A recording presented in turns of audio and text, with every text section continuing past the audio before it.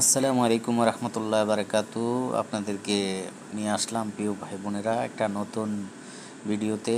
ভিডিওটা নতুন কিন্তু মসজিদটা পুরান, অনেক বছর আগের পুরান। 1952 সাল থেকে এই মসজিদ থেকে এখানে আর কেউ নামাজ আদায় করে না। এখানে আরবিরা অনেকের এখানে এজবা ছিল, যাদের মতলব গরু ছাগল ওট বকরি যারা পালতো এখানে, তাদের এখান থেকে স্থানটা উঠে যাওয়ার পরে এই মসজিদটা এখন আগের মতো চলাচল হয় না, মানুষ আসা যাওয়া করে না, নামাজ কালাম এখানে হয় না।